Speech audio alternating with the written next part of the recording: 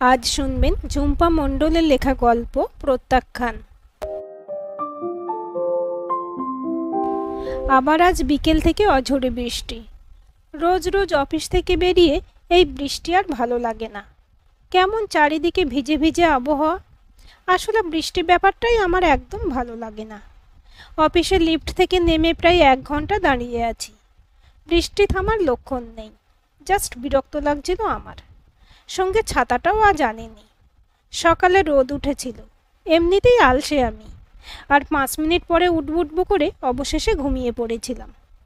ঘুম যখন ভাঙল তখন কোনো রকমে স্নান সেরে না খেয়ে আগের দিনের ভিজে যাওয়া ছাতা সেই শুকোতে দেওয়া অবস্থাতেই রেখে দৌড়ে বের হয়ে এসেছি। ভালো কি আর লাগে? এখন কতক্ষণ দাঁড়াতে হবে কে জানে। এই যে শুনছেন, একটু দূর থেকে মিহিসরে ডাকটাই এলো। গলার শব্দ লক্ষ্য করে পাশের দিকে তাকালাম। সেই মেয়েটি, মুখ চেনা।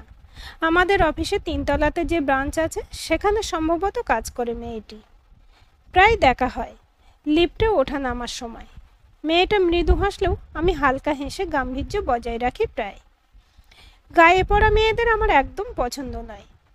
আমার যেন মনে হয় কেমন যেন ন্যাকা ন্যাকা। আমি ওনার দিকে তাকাতেই নির্দ্বিধায় হাঁক দিল, চলে আসুন, আমার কাছে ছাতা আছে। অবাক হলাম, যদিও এই মুহূর্তে প্রস্তাবটা আমার কাছে অত্যন্ত লোভনীয়। অন্তত ওইভাবে অটো স্ট্যান্ড পর্যন্ত যাওয়া যাবে। তবুও মেয়েটার কথা বলার সচ্ছলতা দেখে অবাক হই। যেন কতদিনের চেনা আমি। মনটা একটু ভার হলো। নীলা ঠিক এইরকমই ছিল। মুহূর্তে খুব আপন করা, আবার মুহূর্তে। মেয়েটা এগিয়ে কাছে এসে বলল, আরে অত ভেবে আর লজ্জা পাবেন না, চলে আসুন। ভেবে আর লাভ নেই আমার। আলতো হেসে ভাব এমন করলাম যে নেহাত উপায় নেই তাই। মেয়েটি বলল, আপনি তো রোজ এই দিক দিয়েই অটো ধরেন, আমিও ওই দিকেই যাব, চলুন একসাথে গিয়ে অটোতে উঠি। মনে মনে অবাক হওয়ার সাথে সাথে খুশি হলাম। ভাবলাম, একটা মেয়ে আমায় এত লক্ষ্য রাখেন, বাবা। কিন্তু বাইরে তার খুব একটা প্রকাশ না করে আলতো হেসে বললাম, ধন্যবাদ। আরে দূর, আলাদা ব্রাঞ্চ হলেও এক অফিসে চাকরি করি, একটু হেল্প তো করতেই পারি। আমি মৃদু হেসে ওনার মুখখানি রাস্তার ল্যাম্পপোস্টের ভিজে আলোয় ভালো করে দেখলাম। এবারে ভালো করে দেখলে বোঝা যায় বেশ মিষ্টি ভাব আছে মুখটাতে। সে যাই হোক, আমরা একসাথে অটোতে উঠে পাশাপাশি বসলাম। ওনার বাড়ি অটোতে মিনিট 10 দূরত্ব। টুকটাক গল্প হলো। উনি 2 বছর হলো জব জয়েন করেছেন। ওনার এটা সেটা কথার মাঝেই স্টপেজটা এসে গেল। সেই সময় বৃষ্টিটা একটু ধরেছিল বলে ছাতাটা আমার হাতে দিয়ে বললেন, এটা আপনি নিয়ে যান, পরে আবার জোরে বৃষ্টি আসতে পারে। আমি অপ্রস্তুত হয়ে আরে না না বলে উঠতেই মিষ্টি হেসে বললেন, আরে ভাববেন না, এখন প্রায় বৃষ্টি নেই, তাছাড়া আমার কাছেই বাড়ি, ওই ল্যাম্পপোস্টটার পরেই, দৌড়ে চলে যাব। এটুকু বলেই অটোওয়ালাকে হাতে বের করে রাখা টাকাটা দিয়ে প্রায় ছুটে রাস্তার বাঁয়ে মিলিয়ে গেলেন। আমি আপত্তি জানাবার সময়ই পেলাম না। ভিজে ছাতাটা নিয়ে পাশে রাখলাম। মনটা অনেক দিন পরে কেমন উচ্চাটন, অদ্ভুত লাগছে। নীলা চলে যাবার পরে মনটা ভেঙে গিয়েছিল, ভীষণ কষ্ট পেয়েছিলাম। নীলার উপরে ঠিক রাগ নয়, অভিমান হয়েছিল ভীষণ। সেই জন্য আজ পর্যন্ত কোনো মেয়ের দিকেই সেইভাবে তাকাইনি। নীলা চলে যাওয়ার পরে সবাই কেমন যেন অদ্ভুতভাবে হেসেছিল আমার দিকে তাকিয়ে। নিজেকে অপমানিত লাগতো ভীষণ। অথচ এই নীলার জন্য গ্রাজুয়েশনের পরে এমএসসি না করে চাকরির চেষ্টা করেছিলাম, যাতে বিয়ে করতে পারি দুজনে। কিন্তু 2 বছর পরেও যখন কোনো কিছু জোটাতে পারলাম না, তখন ওর যুক্তি অনুযায়ী ও এতদিনে আমাকে যা বুঝেছে তাতে করে আমি নাকি যা আলসে, আমার জীবনে নাকি কোনো উন্নতির আশা নেই। চাকরি পড়ার জন্য যে খাটনি খাটতে হয় আমি নাকি তেমন খাটছি না। তাই ও বাবার দেখা পাত্রের সঙ্গে গাঁটছাড়া মারতে চলেছে। অবাক হয়েছিলাম। আমি ওর হাত ধরে অনুরোধ করেছিলাম, আর 1টা বছর অন্তত সময় দিকও আমাকে। কিন্তু কিছুতেই ওকে আটকাতে পারিনি। আমার হাত ছাড়িয়ে ও আর একবারও পিছনে তাকায়নি। সেদিন প্রচণ্ড অভিমানে নিজের উপর কিছু না করার ক্ষোভে দিশেহারা হয়ে গিয়েছিলাম। সেই কয়দিন যে কি অসহ্য কষ্টে কাটিয়েছি, মনে হয়েছিল সব হারিয়ে গেছে আমার।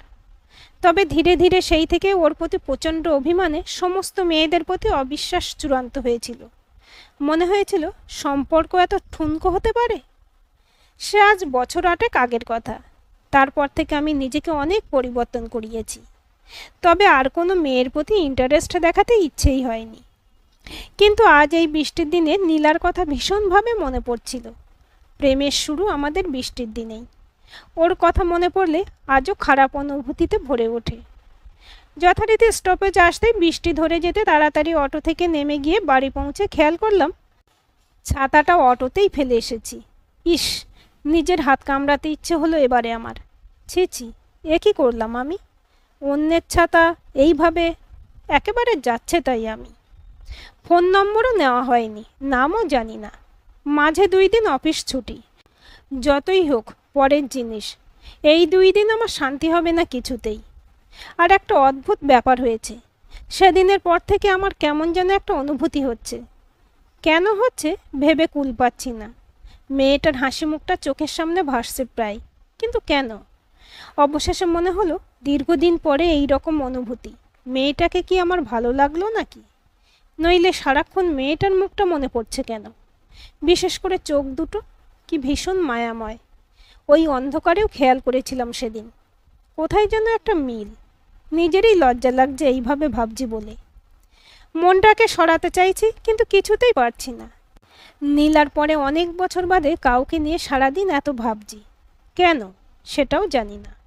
মনের ভিতরটা অযথা একটা খুশি খুশি ভাবও। কেন বুঝতে পারছি না। সেটা কি মেয়েটার সাবলীল ব্যবহারে, নাকি অন্য কিছু? আজকাল নিজের মন নিজেই বুঝতে পারছি না। দেখলাম বিকেলের দিকে বের হয়ে একটা ঠিক অমন রঙের দেখতে কেসিপালের ছাতা কিনে আনলাম। নইলে ব্যাপারটা লজ্জার বিষয় হতো বড্ড। 2 দিন পরে অফিস খুলতেই নিজের কাজের ফাঁকে ছাতাটা নিয়ে ওদের অফিস বিল্ডিংয়ে একবার ঢু মারলাম। অফিস শেষ হওয়া পর্যন্ত দেরি করতে ইচ্ছে হলো না, কিন্তু মেয়েটাকে দেখতে পেলাম না। অন্য ব্রাঞ্চে ওই রকম মুখি ঝুঁকি মারছে দেখে 2-1 জন একটু অবাক হয়ে তাকালো আমার দিকে। কাউকে খুঁজছেন? আমি হ্যাঁ বলতে গিয়েও মাথায় 2 দিকে নাড়িয়ে চলে এলাম। পরের দিনও তাই। অস্বস্তি হলো, আবার গেলাম। একজন আবার এগিয়ে এসে অবাক হয়ে ভুরু কুঁচকে জিজ্ঞাসা করলো, কাউকে খুঁজছেন? আজ আর না বললাম না। মাথা নাড়িয়ে হ্যাঁ বলে বুঝলাম কি সমস্যা, নামটাই যে জানা হয়নি। অতঃপর ফিরে এসে ভাবলাম আজ ফেরত পথে ছাতাটা ওনার বাড়িতেই দিয়ে আসব। কিছু হলো নাকি? কিন্তু শুধু ছাতা দিতে এত দূর যাব, ব্যাপারটা কি বাড়াবাড়ি হয়ে যাবে না? অনেক ভেবে অজুহাত খাড়া করলাম। বর্ষাকালে কারো ছাতা আটকে রাখাটা ঠিক নয়। মুশকিল হলো ফোন নম্বর নেই, নাম জানি না, বাড়িও চিনি না।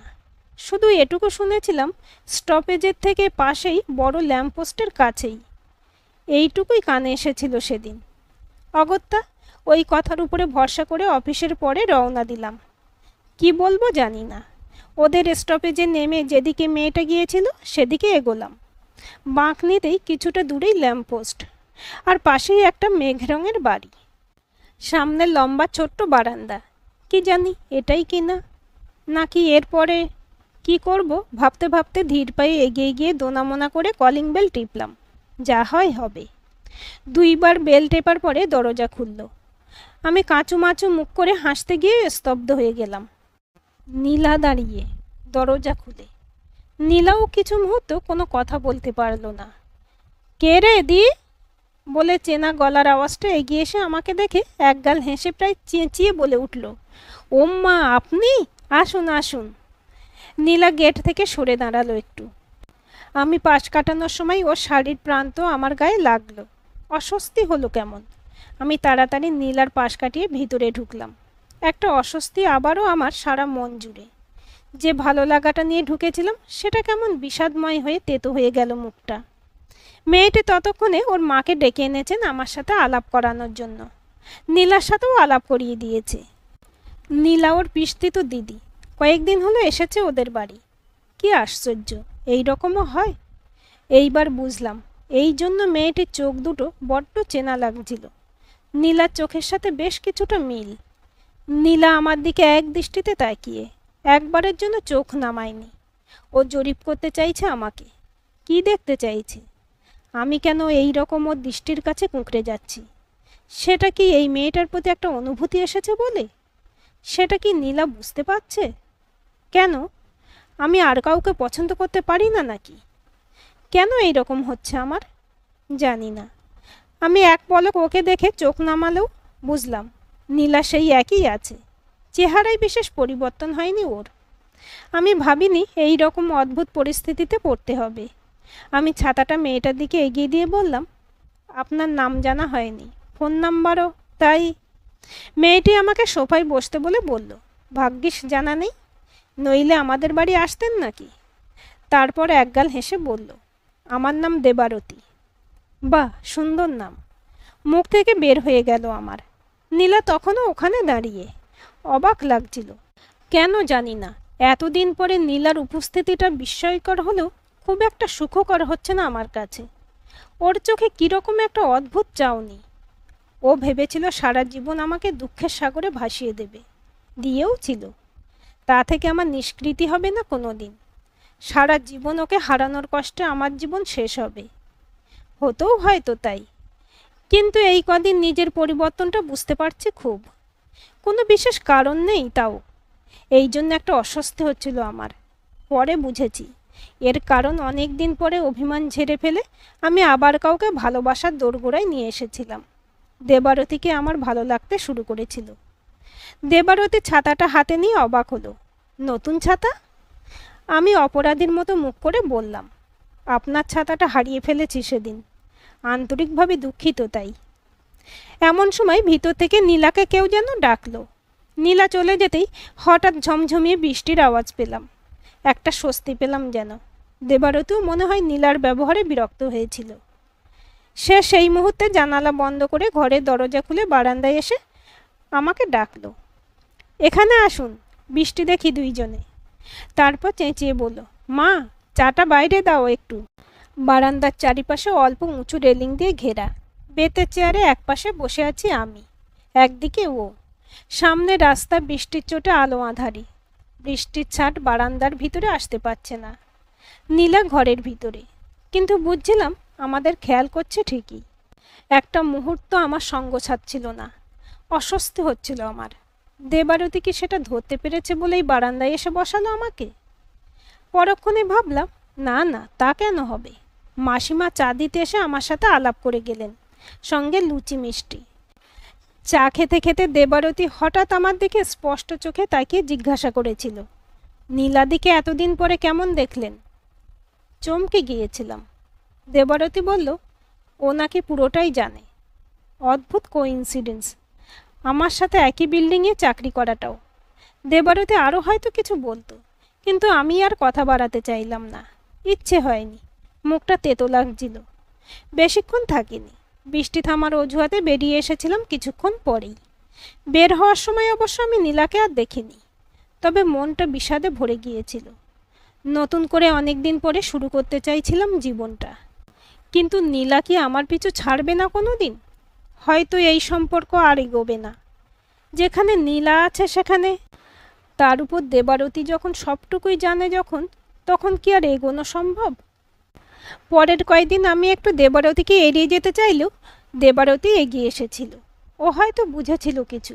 ঠিক আগের মতো হাসি দিয়ে কথা বলে আমার মনের সংকোচ দূর করে দিয়েছিল সে। দুজনেই মনে মনে বুঝতে পারছিলাম, অল্প কয়েকদিন হলেও খুব দ্রুত অনেকটা মনের কাছাকাছি হয়ে গেছি আমরা। এড়িয়ে যাওয়া অসম্ভব। তাই আমাদের দুজনেরই মনে হয়েছিল নিজেদের কাছে পরিষ্কার থাকাটা জরুরি। সেদিন কিছুক্ষণ কফি শপে বসে মুখোমুখি দুইজন। অতীতের কিছু জটিলতা কাটা প্রয়োজন অবশ্যই, কিন্তু আমি কিভাবে শুরু করব বুঝতে পারছিলাম না। শুরুটা দেবারতীই করল।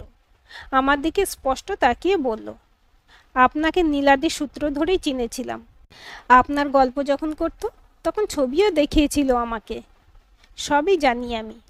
কত বছরের সম্পর্ক আপনাদের সেটাও। একটা অদ্ভুত ব্যাপার জানেন তো, নীলাদি যাকে বিয়ে করেছে, রুদ্রদা, আমি তাকে ছোট থেকেই পছন্দ করতাম। মানে একতরফাই বলতে পারেন, একরকম ক্রাশ ছিল। আমি মৃদু হেসে বললাম, যাক বাবা, ছিল, পাস্ট, এখন নেই শুনে খুশি হলাম।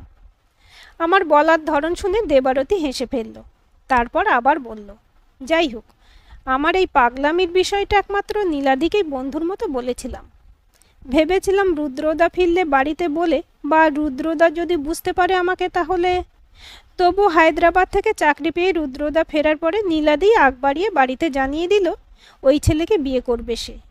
আর নীলাদিকে যা সুন্দর দেখতে, যে কোনো ছেলেই পছন্দ করবে।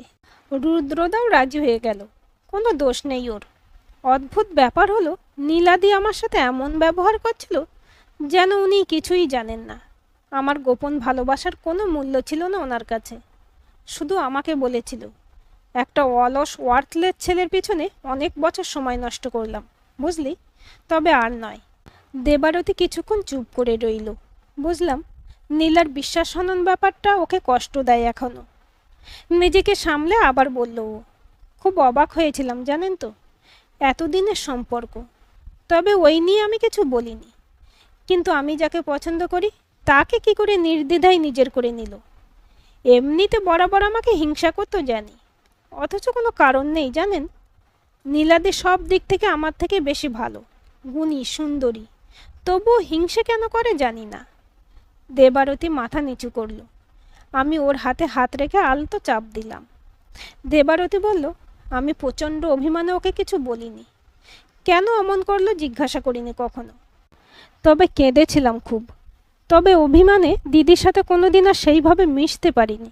অথচ জানেন, ওদের বিয়ের পরে রুদ্রদা একদিন আমাদের বাড়িতে একা এসেছিল, এদিকের কোনো একটা কাজে আটকে গিয়ে। ও মা, সেই নিয়ে আমাকে উল্টো পাল্টা কথা শুনিয়েছিল দিদি। আমি নাকি রুদ্রদাকে, ভাবতে পারেন। আসলে ইদানিং দিদির সাথে রুদ্রদার সম্পর্কটাও ঠিক স্টেবল নয়। রুদ্রদা মানুষটা ভালো, কিন্তু নীলাদের উচ্চাকাঙ্ক্ষার সাথে রুদ্রদা তাল মেলাতে পারছে না কিছুতেই। এই নিয়েই দিদি আগ্রহী সম্পর্ক শেষ করার জন্য, সেই জন্য আমার মা বোঝাতে ডেকেছিল নীলাকে। অদ্ভুত মানসিকতা, সত্যিই তাই। আর আমি এই অদ্ভুত মানসিকতার জন্য নিজের কতগুলো বছর নষ্ট করলাম। নিজের বোকামিতে হাসলাম আমি। দেবারতী ফের বলল, নীলাদির মুখে আপনার উচ্চাকাঙ্ক্ষা নেই অলস শুনে আমি তাই ভাবতাম আপনাকে। যদি না আমাদের অফিসে আপনার প্রজেক্টে সুনাম না শুনতাম। নামটা শুনে অত বুঝিনি, কিন্তু তারপর আপনাকে যখন দেখলাম চেনা লাগলো। অফিসে এত প্রশংসা আপনার দক্ষতার, অবাক হয়েছিলাম, তাই ইচ্ছে করেই আলাপ করেছি। ধন্যবাদ আপনাকে ইচ্ছে করে আলাপ করার জন্য, মৃদু হেসে বললাম আমি। যদিও আমি আর বললাম না, এই আগ বাড়িয়ে আলাপ করার জন্য ওকে গায়ে পড়াও ভেবেছিলাম। ভাগ্যিস, নইলে বিয়েটাই হতো না হয়তো আমাদের। হ্যাঁ, অবশেষে আমাদের বিয়েটা হয়েছিল। তবে একটা কথা অবাক করেছিল ভীষণ। ফুলশয্যার রাতে দেবারতী আমার কাছে এসে কথায় কথায় বলেছিল, জানো, সেদিন তুমি বিয়ের প্রস্তাব নিয়ে যাওয়াতে নীলাদু খুব কেঁদেছিল আমাকে ফোন করে। চিৎকার করে বলেছিল, তুই শোধ তুললি এইভাবে। আমি অবাক, আমি তো শোধ তুলতে চাইনি। কিভাবে যে হয়ে গেল সব। বিশ্বাস করো, আমি শোধ তুলতে চাইনি। দেবারতীর গলার স্বর ধরে এলো। আমি বুঝলাম নীলা সহ্য করতে পারছে না যাকে ও একদিন প্রত্যাখ্যান করেছিল, সে অপ্রত্যাশিতভাবে ওর চোখের সামনে দিয়ে ওর বোনের সাথেই। দেবারতীকে জড়িয়ে ধরলাম। দেবী, আমি জানি, আমি তো জানি সেটা। ও দেখেছ, আমাদের বিয়েতেও এলো না। শুনেছি এখন রুদ্রদার সাথে আবার সেটেল করতে চাইছে। ভগবান করুক, ওরা ভালো থাকুক। ভাগ্যিস বিয়েতে আসেনি, মন প্রাণ ধরে তাই চাইছিলাম আমি। দেবারতীকে আরও কাছে টেনে নিয়ে ওর চিবুকটা তুলে ধরে বললাম, ওরা ভালো থাক, কিন্তু এবারে তুমি কথা দাও, আজকের পর থেকে অযথা ওদের প্রসঙ্গ আমাদের মধ্যে আর কখনো আসবে না। দেবী মাথা হেলিয়ে আমার বুকে মাথা রাখতেই মনে হলো ভগবান যা করেন মঙ্গলের জন্য। আজকের গল্পটি আপনাদের কেমন লাগলো কমেন্ট করে জানাবেন। ভালো লাগলে লাইক, শেয়ার, সাবস্ক্রাইব করবেন এবং নতুন ভিডিও আপডেট পেতে বেল আইকনটি ক্লিক করে রাখুন।